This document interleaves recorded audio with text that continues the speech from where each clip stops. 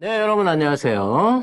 송작가TV만의 독특한 콘텐츠죠. 22대 총선에 출마하는 젊은 청년 예비 후보들, 그들의 소견을 한번 알아보는 압박 면접 8번째 시간.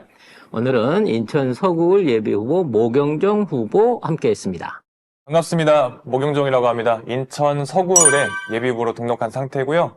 그동안에 이재명의 옆에 있던 사람으로 많이 기억해 주실 텐데요. 이제는 모경종이라는 한 신인 정치인으로서 한번 봐주시면 감사하겠습니다. 열심히 하겠습니다. 네, 솔직히 친명 의원 후보다 네. 또는 비명계를 위해 준비된 자객이다 뭐 이런 말이 있는데 실제 우리는 모경정 후보 누군지 몰라요. 그렇죠. 심지어는 이재명 대표 옆에 있었다고 하지만 모르겠습니다. 네. 그래서 지금부터 모경정 후보에 대한 여러 가지 얘기들을 좀 알아볼 텐데, 자, 일단 인천 서구을 예비 후보로 등록을 하셨다고 하는데, 요즘 최근에 이상한 얘기를 들었어요. 당에서 서대문 갑의 공천을, 전략 공천을 얘기하고 있다. 혹시 들으신 바 있습니까? 정말 조금도 들어본 적이 없어요.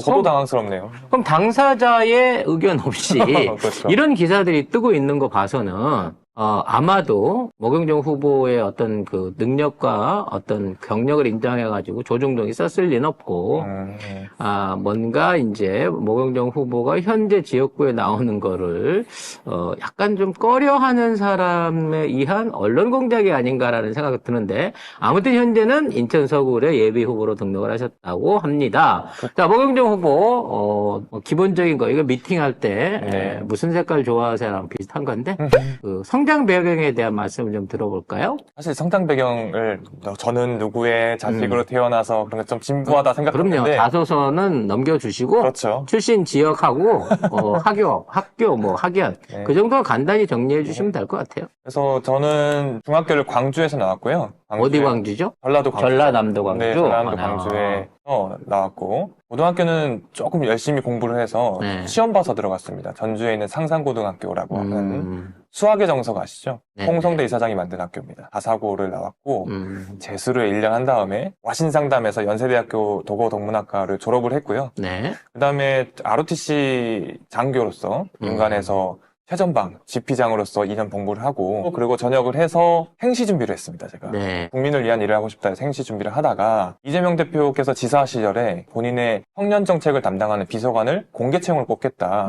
스펙 보지 않고 블라인드 채용을 해보겠다라고 해서 저기에 나같이 정치에 인연이 전혀 없는 사람도 한번 지원해 볼 수 있겠다 생각을 해서 지원을 했고요. 경쟁률이 106대 1 정도 됐는데 그렇게 높은 경쟁률은 아닙니다만은 당당하게 뚫어내고 그때 경기도 지사 청년 비서관이 됐습니다. 그때부터 그러면 이재명 지사님 시절부터니까 한 4, 5년? 그렇죠. 2019년부터니까 벌써 횟수로 5년 됐네요. 네네, 맞습니다. 첫 사회 경험이 이재명 대표, 말하자면 지사 비서실에서 네. 청년 관련된 정책을 담당하는 비서관으로서 일을 해오셨으니까 어쩌면 순탄하다면 순탄하게 정치 생활을 해오신 건데, 자, 그동안 이재명 지사 비서 역할을 해오시면서 두 가지 점을 여쭤보고 싶어요. 네. 일단 이재명이라고 하는 인물에 대한 총평하고 그 다음에 본인이 지사는 행정가고 네. 정치인으로 바뀐 이재명 현재 당 대표가 됐을 때 나도 따라서 정치에 입문을 해봐야 되겠다라고 생각하는 계기,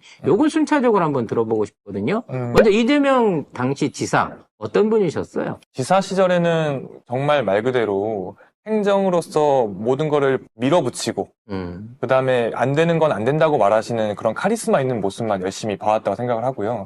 그렇기 때문에 국민들한테 평가를 아주 높게 받으셨어요.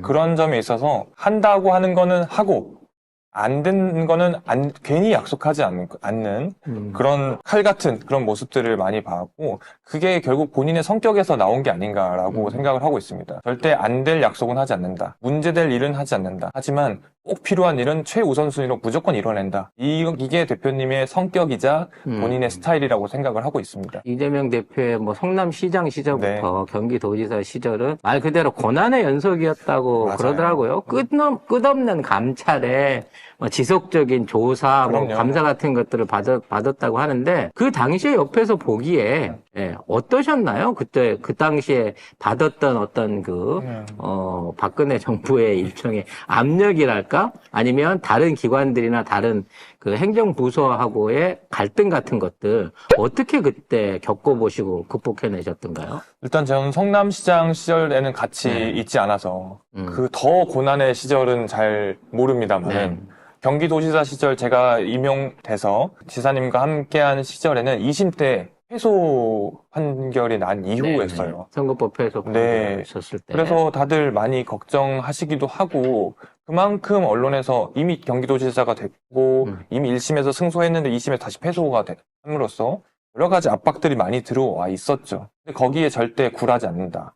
그리고 본인이 선거법 관련해서 재판을 받는 건 받는 거지만 그게 절대 도정에 영향을 미치지 않게 하겠다라는 그 의지가 느껴졌다고 저는 이게 뭐 지금 당대표실에 겪고 있는 사법 리스크를 이미 뭐 도지사 시절부터 극복해내 오신 모습들을 본 거네요. 나름의 요령이 그때 충분히 생겼다 생각을 하고요. 지금 당무와 여러 가지 일들을 차질 없고 무리 없이 진행을 하면서 본인의 재판도 이겨내고 계신다는 거는 역설적이게도 그때부터 겪어온 경험에 의한 게 아닌가 싶습니다. 뭐 다른 사람이 보기엔 정말 엄청난 고난 속에 있는 것 같지만 따져놓고 보면 예전부터 우리말로 인이 박혔다 할 정도로 이 정도의 압박은 아무것도 아니다 뭐 이런 상황이었겠죠. 자, 그러면 이재명 대표가 이제 정치 일선에 나서게 되시고 처음 나설 때부터 어떻게 같이 가자고 손을 잡아 끄신 건가요? 아니면 모 후보가 저도 나가서 돕겠습니다라고 자진해서 지원을 하신 건가요? 정말 솔직히 말하면 호자에 좀 더 가까운 것 같아요. 대표님께서는 먼저 말씀하시기 전에 제가 먼저 말해야겠다 생각을 했고 저는 어쨌든 지방 별정직이었기 때문에 자동 면직이 되는 신분이었거든요. 자동으로 잘리는 거군요. 그렇죠. 도지사를 그만두시면서 동시에 저도 같이 면직이 됩니다. 그렇기 때문에 저의 운명은 이미 정해져 있었고 따로 뭔가 말씀하지 않으셔도 저는 같이 가고 싶었고 같이 가야 된다 생각을 했는데 마침 대선 캠프에 합류해라라고 말씀해 주신 덕분에 같이 지금까지 쭉 해오고 있습니다. 자, 그러면 이제 지금 실제 나이도 제일 젊으시잖아요. 젊은 편이죠. 굉장히 젊은 편이시고 흔히 말하는 우리 청년층의 어떤 입장을 대변하시는 젊은 후보이긴 한데 솔직히 말해서 민주당이 20, 30대 층에 대한 소구율이 낮아서 지속적으로 뭐 대선이라든지 뭐 지방선거에 패배한 부분에 따른 원인이 제공되고 있었는데 잘하고 못하고를 떠나서 현재 민주당 안에서 이런 그 젊은 청년들에 대한 인정과 소구가 부족한 이런 부분에 대해서 청년 정치인은 어떻게 생각하세요? 이유를? 저는 첫 번째로 당의 청년 육성, 양성 시스템이 조금 더 발전해야 된다 생각을 합니다. 우리 같은 민주정당은 상당히 많은 사람들의 종류가 모여 있어야 된다 생각을 하거든요. 특히 청년층, 젊은 세대층은 더 말할 것도 없고요. 근데 지금까지 청년층을 대변하는 우리의 당 청년위원회라든지 대학생위원회 이런 쪽 양소영 이런 사람들 안 들으려고 그랬는데 이게 있어야 될 사람인가 싶을 정도로 조심스럽게 말씀드리려고 했는데 조심하지 마. 어차피 예비 후보가 뭘 조심해. 나중에 경선이나 하고 나서 조심해야지. 근데 그런 부분에서 역할을 잘 못하지 않았나 그렇게 생각을 해요. 그러니까 여러 이야기를 요즘 세대들은 자기 이야기가 먹히는구나 내 이야기를 귀 기울여 듣는구나라는 거를 표시를 해줘야 되거든요. 그런데 응답이 없는 거죠. 응답하라 민주당인데 응답을 하지 않는 민주당이 돼버리다 보니 점점 더 민주당은 계속 자기들 하고 싶은 것만 하는구나. 지금 현실이 이렇게 바뀌고 있고 시대가 원하는 우리의 목소리가 이건데 우리의 목소리 안 듣고 민주당 옛날부터 해온 그런 이야기만 하고 있네라고 재미가 없으니 결국 떠나가는 거고 외면받는 거라고 생각을 합니다. 그럼 그런 부분을 해소하기 위해서 어떠한 개선책 내지는 어떠한 시스템이라 그래야 될까요? 좀 더 청년층, 20, 30대층의 지지와 커뮤니케이션을 끌어올 수 있는 방법 어떤 걸 제안하고 싶으세요? 저는 일단 커뮤니티를 활성을 잘 시켜야 된다 생각해요.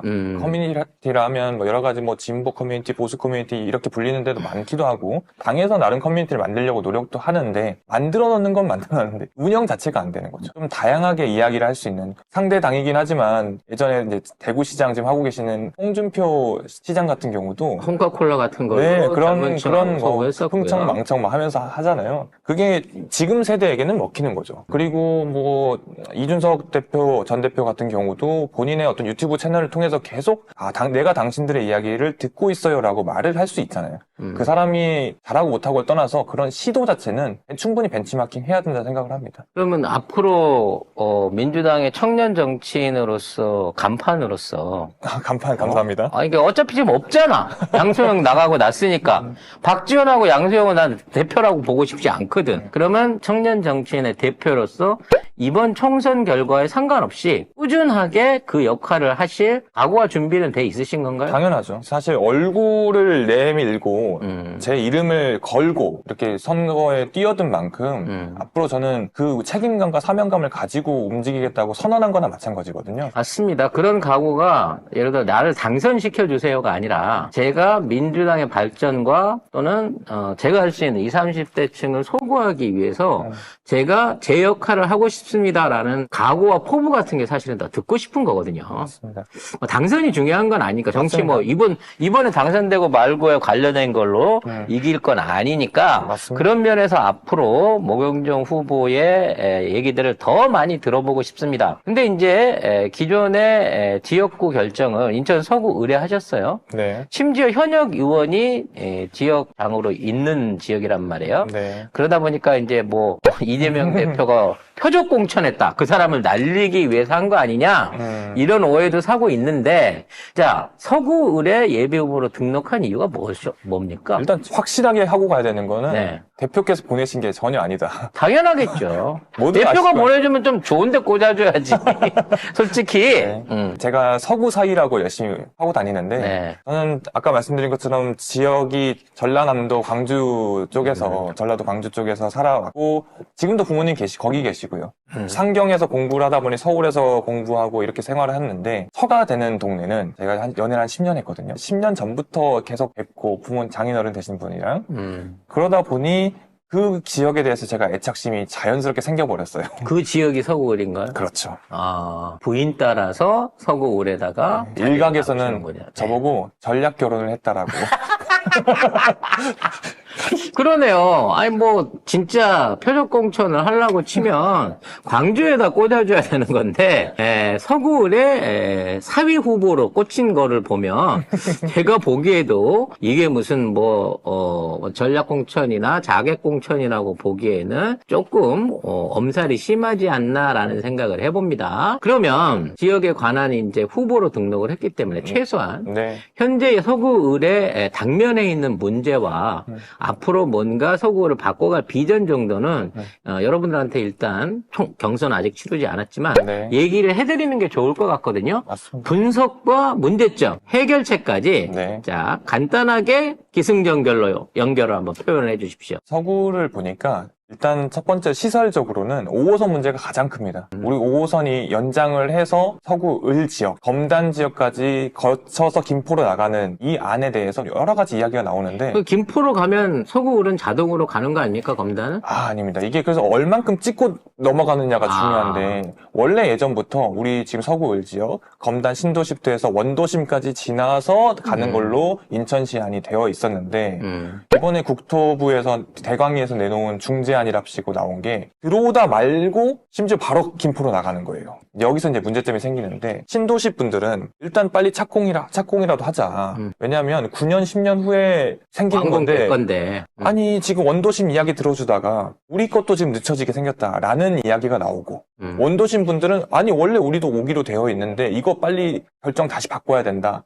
이렇게 하면서 서로 갈등이 생기고 있습니다. 그 시설로 인한 문제점이 지역 주민들 간의 갈등으로 번지기 직전이에요. 이런 점에 대해서 일단 첫 번째로 인천시 원안대로 가야 된다는 게 제 첫 번째 공약이고 그렇게 만들어야 된다는 게 제 생각입니다. 뭐 김포 쪽에 서울 편입부터 시작해가지고 국진당이 공을 많이 들이다 보니까 원한대로 길게 돌아갈 5호선이 김포로 다이렉트로 가는 식으로 그리고 마치 김포로 가는 거는 확정인 것처럼 나오고 있는데 반해서 되려 서구을이 역차별을 당하지 않나라는 조금 의혹을 받아볼 수 있는 부분도 그럼요. 있는 거거든요. 네. 근데 중요한 건 이게 효용성 결국 얼마나 많은 인구가 이용할 수 있느냐라는 부분을 찾아보면 인구 수로 보나 통과되는 면적 지역 주변에 있는 산업시설이나 인구 집중도를 이유를 봤을 때 김포로 바로 간다는 것보다는 여기를 거치고 가는 원안이 맞다라는 생각도 들긴 하는데 맞습니다. 이걸 하기 위해서는 정치적인 정치력도 많이 필요하겠습니다만 어떠한 방식으로 주민과 현재 뭐 기재부가 됐든 국토부가 됐든 협의 내지는 그와 관한 협조를 얻어낼 수 있을 거라고 대안을 갖고 계세요. 첫 번째는요, 중제안 그리고 김포시안, 우리 인천시안에 공통되는 부분이 있어요. 아, 공통 노선이 있군요. 그렇죠. 네. 거기는 빨리 착공을 시작을 해야 된다라고 하는 게 제 주장입니다. 아까 말씀드린 것처럼 신도시 분들은 이게 너무 늦어지면 안 된다. 저거 들어주면 또 싸우고 갈등 일어나면은 또 너무 늦어지니까. 잔가지 치기 전에 일단 그렇죠. 공통까지는 하자는 거죠. 일단 먼저 공통 부분 먼저 착공하자는 게 제 의견이고요. 두 번째는 거기에 검단 신도시여서 사람들이 일단 들어오고 있어요. 현재 인구수를 기준으로 하면 안 됩니다. 아, 미래 인구를 봐야 그렇죠. 된다. 우리 착공이 완공됐을 때의 인구를 기준으로 하면 머리 아플 게 없습니다. 당연히 원안대로 가는 게 맞습니다. 국토부에서 나름 자료를 냈는데 현재 인구를 감안한 듯한 자료를 내놨어요. 그래서 이래서 좀 더 인구가 많은 김포 쪽으로 옮긴다. 더 웃긴 거는 김포시도 그 역을 말하지 않았어요. 김포시 안에도 그 역이 아니라 김포시 안에도 인천시 안보다 더 안쪽이었는데 이런 부분에 대해서 지적을 해야죠. 완공됐을 때를 기준으로 하자. 이게 뭐 집권당이 국진당이냐 민주당이냐를 떠나서 어차피 완공된 노선은 미래의 자산이고 그럼요. 경기 지역 전체 발전을 위한 거기 때문에 최고의 어떤 효율성을 갖출 수 있는 안으로 설득을 해야 되겠죠. 네. 이와 같은 노선을 통해 가지고 예를 들어 이제 교통 인프라를 확보했다라고 하면 네. 그 아시는 분은 서구 지역 분들은 많이 아시겠습니다만 이쪽이 이제 약간 배드타운 같은 느낌. 그러니까 그렇게 돼버릴 것 같아요. 잘못하면. 이 발전은 했지만 또 빨리 신도시나 새로운 아파트는 들어왔지만 네. 소득을 만들어낼 수 있는 어떤 지원 시설들이 없어가지고 소비 없이 말 그대로 출퇴근용으로만 그러니까요. 이용되는 도시가 되면 이것도 실패한 유령 도시로 전락하게 될 가능성이 있고 매우 크죠. 또 현재 일부 그런 공실이라든지 이런 문제들이 보여지고 있는 것 같거든요.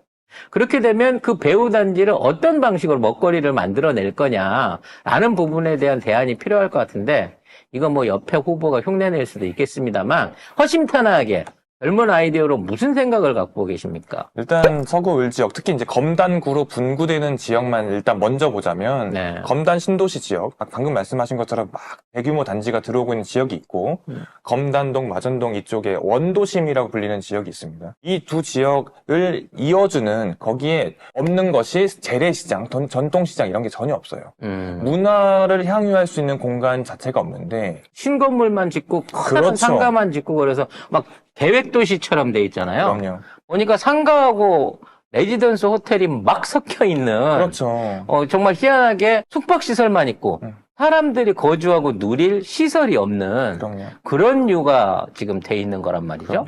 이 공원이라고 하면 사실 즐길 수 있는 거는 걸어 다니거나 여러 가지 뭐 산책하는 정도밖에 안 되고 네. 근데 시장 같은 경우는 여러 가지를 할 수 있거든요. 상행위도 할 수도 있고 그다음에 여러 가지 뭐 사람들 간의 커뮤니티 구성도 하기가 쉽고 시장을 어떻게 만들고 구성하느냐에 따라서 충분히 그 원도심과 신도시 사이에서 복합적인 효과를 낼 수 있을 거라고 생각을 합니다. 흔히 말해 뭐 대형몰, 대형 쇼핑몰 이야기 항상 선거철 되면 나오지 않습니까? 그런 쇼핑몰이 아니어도 전 괜찮다고 생각을 해요. 오히려 전통시장의 모습을 띄어도 그 안에 다른 기능들을 많이 부과시키면 오히려 신구 융합, 원도심, 신도시의 융합적인 복합 문화 단지가 될 수 있을 거라 생각을 하고요. 그런 지점을 빨리 여기에다 검단구가 신설되는 지역에다가 만들어야 된다 생각합니다. 사실 이제 서구 을 지역이 지금의 비약적인 발전을 이룬 거는 그쪽에 이제 집중적으로 생기기 시작한 신도시 네, 아파트들 분양이 맞아요. 성공적으로 이루어졌던 부동산 호기의 어떤 영향력이 컸습니다. 네. 그런데 그게 이제 죽었죠. 지난 정권 말미부터 부동산에 대한 경기가 죽기 시작하면서 현재 먼저 이주했던 분들의 부동산 가격 하락 압박 같은 거 맞아요. 요게 또 굉장히 그 민심을 흉흉하게 만들고 그렇죠. 있는 부분이라는 거죠. 네. 이런 것들을 처리하기 위해서는 저쪽 애들 주장처럼 집권당이 아니면 안 된다. 대통령이 도와주지 않으면 안 된다. 라는 논리로 또 땅 장사 논리를 펼 것 같단 말이죠. 그렇죠. 이거 어떻게 타파할 수 있겠어요? 결국 땅 장사라는 것 자체가 사람들의 정말 취약한 부분을, 특히 이 자본주의 사회에서 그 부분을 건드리는 거란 말이죠. 근데 결국은 그렇지 않아도 이 지역이 가치가 있다라는 거를 증명하거나 또는 사람들이 느끼면 되거든요. 아까 말씀드린 여러 가지 시설들이 여기는 살기 좋다. 주말에 내가 나가서 놀 데가 있다. 사람들을 불러서 여기서 커뮤니티를 형성할 수 있는 곳이 있다라는 걸 느끼게 되면 집값이 하락하는 심리 자체도 막을 수 있을 거라 생각을 해요. 기본적으로 불안함과 두려움을 가질 수 없게 만드는 그거 자체가 정말 기저에 있는 문제를 해결할 수 있는 방안이라 생각합니다. 뭐 여러 가지 그 대안들이 제시되고 있겠습니다만 저는 이제 그쪽 인천 지역에 대한 개인적인 경험들이 꽤 많아요.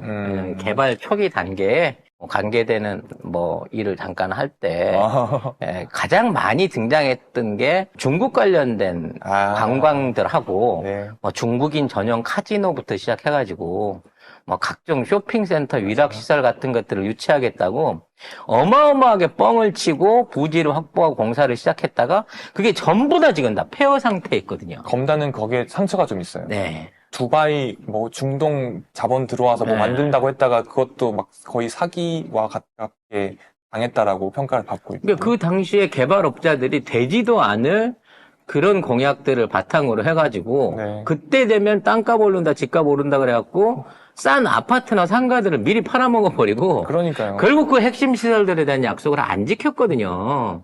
근데 윤석열 정권이 도덕적으로나 아니면 그들이 가진 실무 능력으로 과연 그런 과거의 오판을 다시 또 해결할 수 있을 것 같지 않다는 거죠. 동감합니다. 이게 네. 원샷 원킬은 없어요. 한 방에 뭘 하나 지어서 되는 건 없다고 생각합니다. 네. 그 지역의 체질을 바꿔가는 거면 모르겠습니다. 하나하나씩 구성하고 사람들이 입소문이 나서 한 번 더 와서 나도 여기서 이런 걸 해야겠네라는 걸 느끼게 만들어야지 대형 복합 쇼핑몰 하나 딱 들어왔다고 해서 되는 게 아니거든요. 그렇게 하면 교통 문제만 더 심해지겠죠. 그래서 그런 문제로 저쪽이 나섰을 때 네. 맞받아치지 말고 설득할 수 있는 그런 부분에 대안을 제시할 수 있는 그런 역할을 모종용 후보가 해주셨으면 하는 바람이 있습니다. 그러면 이제 만일에 국회에 이거 너무 아직 시작도 안 한 인턴한테 이런 얘기 물어보기 그렇지만 만일 이제 국회에 진출하게 되신다고 치면 어떤 분야에서 그 여러 상임위 중에서 어떤 분야에서 활동을 하고 싶으세요? 저는 국토교통위 가고 싶습니다. 역시나 국토교통위로. 그래서 어떤 일을 하실 겁니까? 결국 국토를 어떻게 활용할 것인지와 교통 관련된 문제를 한꺼번에 처리를 하지 않습니까? 특히 주거 관련된 문제, 여기 관심이 많은데요. 청년들이 집 구하기가 너무 어려워요. 젊은 세대. 저도 이제 결혼한 지 4개월 차밖에 안 됐습니다만 당장 4개월 차밖에 안 된 사람이 정치를 시작하다니. 그건 저희 이제 전략 결혼을 했기 때문에 합의 보신 거죠? 그럼요. 네. 그래서 집 구하기가 너무 어려운 시대가 되었고 그렇다고 해서 집이 없는 건 아니거든요. 수많은 세대들이 만들어지고 공급 자체는 공급이 되고 있는데 그런 부분에 대해서 근본적인 문제가 무엇일까 이런 거에 대해서 좀 해결책을 내놓고 싶고요. 일례를 들면 부부가 혼인신고를 요즘 안 합니다. 그렇죠. 네. 그걸 하면은 자격 기준이 이상하게 바뀌어요. 한 사람의 예를 들어 소득 기준이 7천만 원이었으면 두 사람이 열심히 맞벌이해서 돈 벌겠다고 회사 다니는데 소득 기준이 두 사람이 결혼하는 순간 7천만 원에서 2배인 1억 4천이 되는 게 아니라 훨씬 더 낮은 수준으로 책정이 되어 있어요. 그러면 누가 도대체 결혼을 하겠습니까? 이거야말로 지금 현재 우리가 살아가는 세대들, 이제 집을 막 처음 구하고 결혼하고 새집장만 하는 세대들에게 너무나도 가혹한 목소리를 듣지 못하는 그런 현상입니다. 그러니까 부부가 돼갖고 주택대출 신청하는 것보다는 부부 합산 소득이 아닌 개별 공동담보나 공동보증으로 집을 사는 게 훨씬 더 유리한, 말해서 오히려 살던 사람들도 이혼을 해야 은행 빚을 내기, 은행 대출을 받기 쉬운 요런 제도상의 문제부터 하나 둘씩 해결을 해나가야 되겠네요. 맞습니다. 그래야 뭐 보육이라든지 저출산에 대한 문제 그걸 국가가 해결해 줘야 될 부분이긴 합니다만 국가가 돈으로 막을 수 있는 부분이 아니잖아요. 그럼요. 자력 갱생, 자생할 수 있는 여건과 토대를 만들어주는 진짜 수요자가 필요로 법안들 그리고 그와 관련된 정책들이 필요한 시기가 아닌가 생각이 됩니다. 많은 얘기 나눠봤는데요. 아직 예비후보 차원에서 정치적 얘기를 길게 하는 것보다는 오늘 이 방송을 보시는 분들이 모경종 후보에 대한 오해 내지는 편견을 버리는 질문 한 가지를 해볼까 합니다.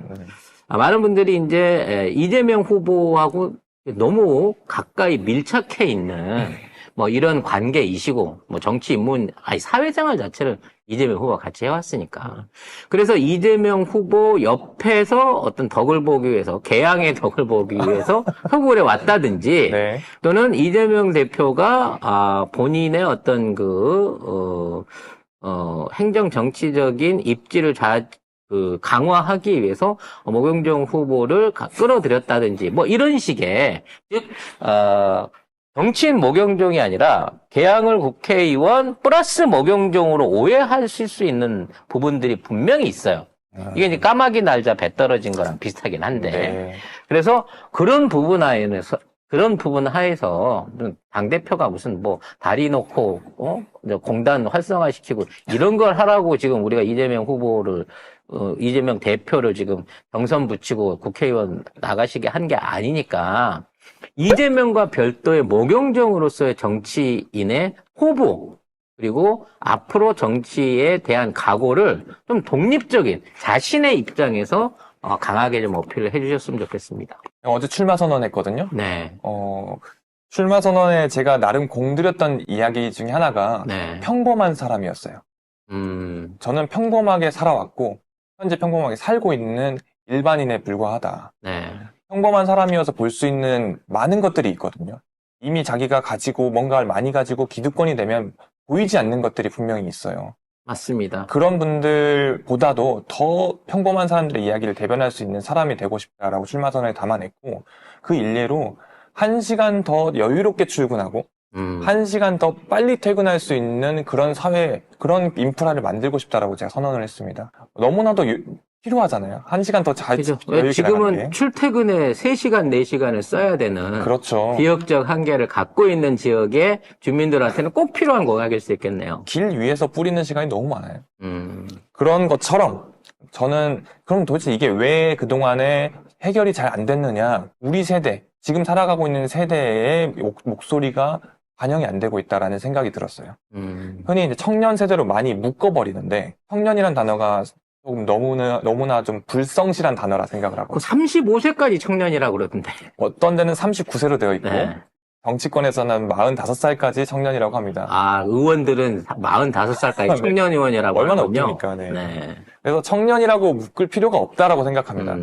저는 뭐 세대 교체론 이걸 떠나서요, 세대 구성론을 주장하는 사람이에요. 국회라는 곳에, 또는 어떤 국가기관이라는 곳에 각각의 세대가 자기의 목소리를 다 각자 잘 내야 공통적이고 전체 거시적으로도 아주 훌륭한 어떤 정책이 나온다 생각을 하는 사람이고요. 그 과정에서 현재 지금 저같이 80년대생 또는 제가 89년생인데 89년 또는 90년대생까지의 이야기가 반영이 안 되는 이유, 이제 막 결혼하고 아이를 낳고 아이를 키우고 있는 사람들의 이야기가 반영이 안 되는 이유는 그런 사람들이 국회에 들어가 있지 않았기 때문이다. 또는 그런 분들이 목소리를 내지 않아주고 있기 때문이다. 이렇게 생각을 합니다. 제가 하고 싶은 거는 그 세대의 이야기를 정말 잘 대변해보고 싶고요. 한 가지 더 추가하자면 이 세대가 가장 SNS나 여러 가지 현재 소통을 활발하게 하는 세대다. 가장 허브 역할을 잘할 수 있는 세대라고 생각합니다. 자녀들의 세대, 청소년의 세대, 그리고 어머니, 아버지의 세대를 아우를 수 있고 그들의 이야기를 가장 잘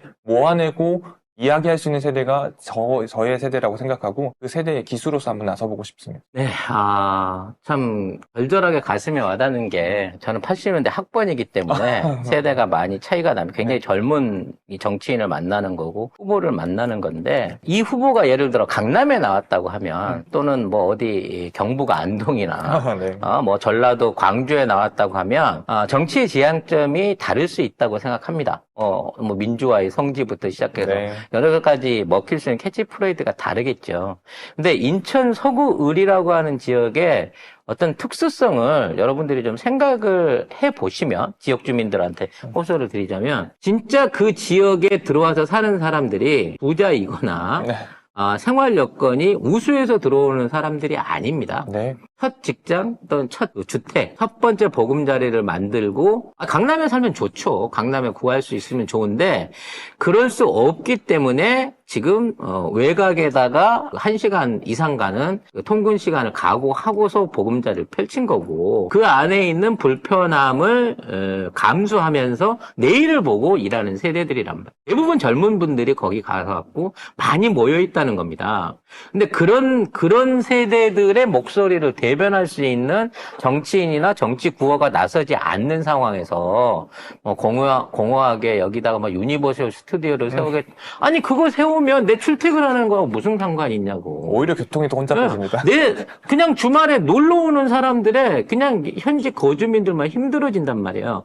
지금 작지만 이 목영종 후보가 바라보고 있는 시선이 가장 대중적으로 많은 서구울 주민들이 원하는 방향과 해결해야 될 문제를 직시하고 있는 정치인이라는 생각이 듭니다. 문제는 일반적인 이제 유권자들이나 다른 분들이 생각하는 뭐 젊은 나이 네. 또는 짧은 경력 네. 그리고 그로 인해서 기대치가 떨어지는 부분 뭐 이런 부분이 있을 수도 있겠습니다만 일은 일단 시켜봐야 되는 거 아닙니까? 편견 없이. 그럼요. 그리고 내가 어떻게 일할 것인가를 보여주고 증명하는 과정들을 끊임없이 진솔하게 보여주는 사람이 우리 일꾼 아니겠어요? 그렇죠. 그런 의미에서 인천 서구을에서 이제 본격적으로 경선이 이루어지면 이제 선택을 어떻게 받을지는 모르겠습니다만 나중에 서구을을 위해서 경기도를 위해서 그리고 우리나라 인천을 전체 위해서. 인천을 위해서 우리 또 대통령이 그 말 하지 않았겠습니까? 우리 강화도가 인천보다 커요? 아니 안 해들었는데요. 얘기한 적도 있지 않습니까? 네, 이런 생각 없는 정치인이 아니고 실제적으로 지역 현안에 대한 목소리를 낼 수 있는 정치인을 한번 뽑아서 국회에 진출시켜 보시는 게 어떨까라는 차원에서 오늘 목영종 후보의 여러 가지 얘기 들어봤습니다. 자, 목영종 후보도 개인적인 어떤 홍보 채널로 유튜브라든지 뭐 SNS 지금 갖고 계시죠? 활발하게 하고 있습니다. 소개 한번 부탁드릴까요? 일단 유튜브는 목영종을 치시면 검색해서 나옵니다. 벌써 구독자가 3,000명을 향해 달려가고 있습니다. 대단하시네요. 웬만한 정치인분들보다 네. 많은 것 같기도 하고요. 재밌는 컨텐츠 그리고 우리 지역 주민들과 함께하는 컨텐츠들 많이 하고 있으니까요. 목영종 검색해서 들어오시고 트위터나 인스타, 페이스북 다 하고 있습니다. 제가 아까 말씀드린 것처럼 저희 세대의 장점이 그런 걸 잘한다, 잘 활용한다라고 말하고 다니는 사람이니만큼 열심히 하고 있습니다. 제 전화번호도 공개해놨으니까요. 필요한 거 있으면 언제든지 문자 주시고 전화 주시면 제가 최대한 받고 콜백도 해드리고 있습니다. 저랑 소통해주세요. 네, 옛날 영화에 우리 동네 혼방장이라는 영화가 있었죠. 모든 것들을 해결해주는 해결사 목영종으로서 인천 서구을의 든든한 일꾼이 되어주시길 바라겠고요. 이 방송을 혹시라도 보게 되시는 저희 애청자분들도 물론 나는 인천 서구을 지역이 아닌데 하더라도 그쪽 지역에 대한 관심을 가지시고 그쪽 지역에 살고 있는 누군가한테 야, 니네 동네에 있는 목영종이라는 청년이 굉장히 일 잘하겠더라라고 소개해 주시는 전화 한 통화만 돌려주신다고 하면 진짜 좋은 청년 정치인을 우리가 한번 만나볼 수 있지 않을까라는 생각을 해보면서 오늘 대담 순서 여기서 마치도록 하겠습니다. 참여해 주셔서 감사합니다. 불러주셔서 감사합니다. 꼭 승리하세요. 고맙습니다.